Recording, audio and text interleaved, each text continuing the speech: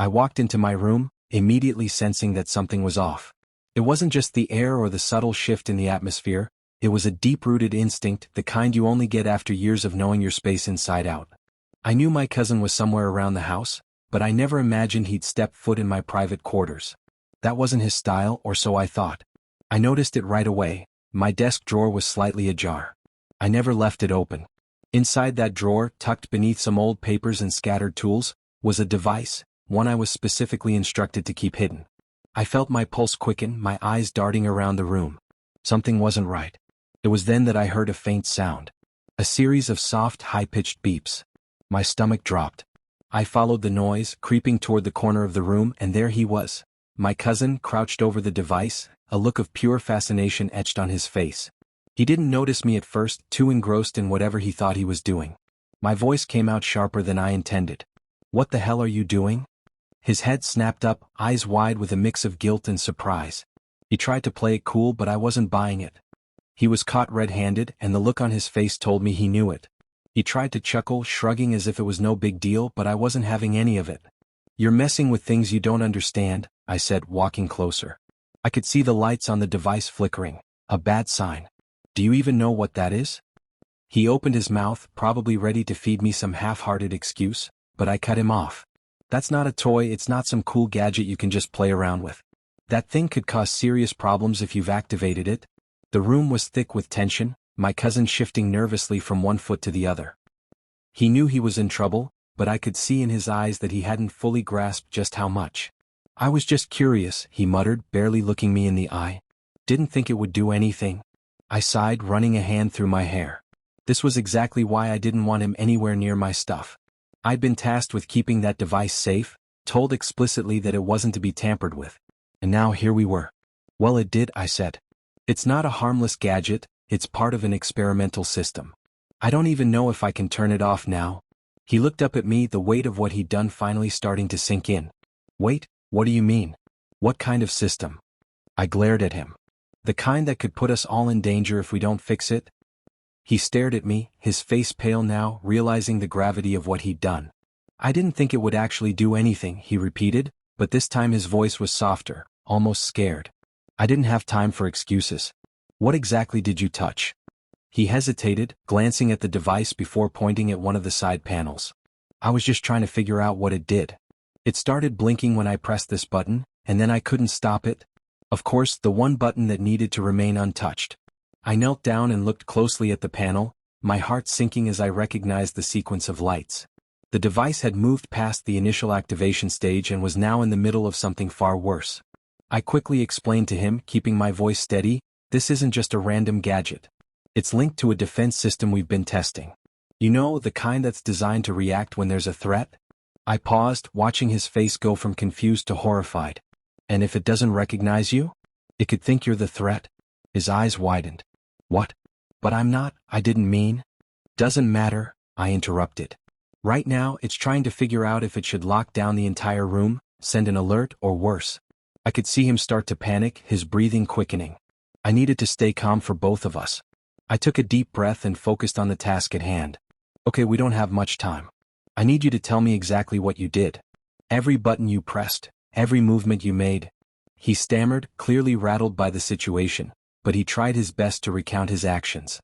As he spoke, I started piecing together what had happened. It wasn't just a matter of pressing the wrong button. He had somehow managed to engage the device's secondary functions, triggering protocols that weren't supposed to be touched outside of a controlled environment. "That's why it's beeping," I muttered to myself. "It's running diagnostics, trying to figure out if this is a real threat or some kind of mistake." He looked at me, panic in his voice. "Can't you just turn it off?" I shook my head. "It's not that simple. Once it's activated, there's a sequence that needs to be followed, otherwise the system could lock us down, or worse." I didn't need to spell out what worse could mean. He was already panicked enough. I pulled up the device's interface, desperately trying to recall the override codes. My mind raced as I sifted through the layers of security, searching for the one thing that could stop this before it escalated further. The problem was, the system was designed to be foolproof, which meant it was also incredibly difficult to shut down once it got rolling. The beeping grew louder and I felt the pressure mount. My cousin was watching me with wide eyes, clearly terrified but trying to stay quiet. I couldn't blame him for being scared. This was way beyond anything he ever expected when he started snooping. I can fix this, I muttered under my breath, more to reassure myself than him. I didn't have time to think about how we got into this mess. My focus was solely on getting us out of it. I worked through the layers of encrypted commands, my fingers moving faster than my thoughts, trying to bypass the system's built-in safeguards. Each second felt like it stretched on for hours, the beeping growing more insistent, more urgent. My cousin hovered nearby, still silent but jittery. I could feel his eyes on me, probably hoping I was some kind of miracle worker. The truth was, this device was never meant to be handled outside of a controlled lab. And here I was, in my own room, trying to avert a disaster that I wasn't entirely sure I could stop. The interface on the device was fighting me every step of the way. Every time I thought I'd made progress, it would throw up another block, another layer of protection. This wasn't just a simple shutdown. The system had already escalated past that point. It was in full defense mode, treating us like an intrusion. I had to outthink it, find a backdoor it didn't expect. I tried to stay calm, reminding myself that humans had created this thing. If humans built it, humans could shut it down. I wasn't about to let a machine outwit me. But even as I worked, I could feel the pressure mounting. The air in the room felt heavy, thick with the weight of the unknown. I knew we were close to hitting the point of no return. Then it happened, a sudden jolt, a loud mechanical click from inside the device. My heart skipped a beat. The display flickered, and new lines of code scrolled rapidly across the screen. This wasn't supposed to happen. Something had shifted, and not in a good way. My cousin's voice broke the tense silence. What was that? Did it stop? I shook my head, not looking up.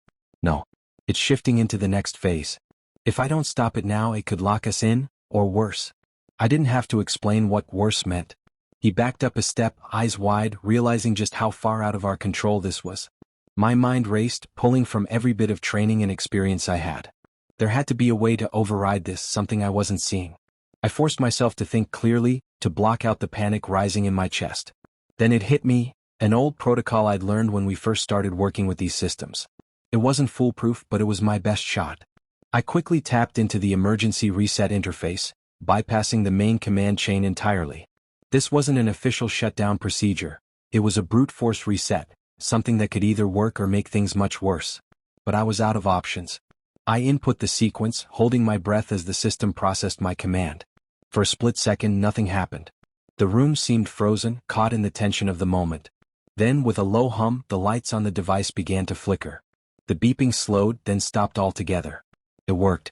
The device powered down, the danger dissipating as quickly as it had escalated. I let out a long breath, relief washing over me in waves. I can't believe that worked, I muttered, more to myself than to my cousin. The silence in the room felt deafening after all that chaos. I stood there for a moment, just breathing, trying to process the fact that we weren't about to get locked in or worse. My cousin was still frozen, staring at the now dormant device, unsure if he should say something or just stay quiet. I turned to him, my voice steady but firm. You really don't understand how close we came to a complete disaster. He flinched, knowing there wasn't much he could say to defend himself. This wasn't just some harmless curiosity.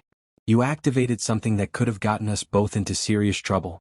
He swallowed hard, looking down at his feet. I didn't mean to. I know you didn't, I cut him off, my frustration still simmering. But you don't get to mess around with things you don't understand. There are reasons why I keep certain things off limits. This device? It's not just some tech toy. It's part of a system that's designed for emergencies. Real emergencies?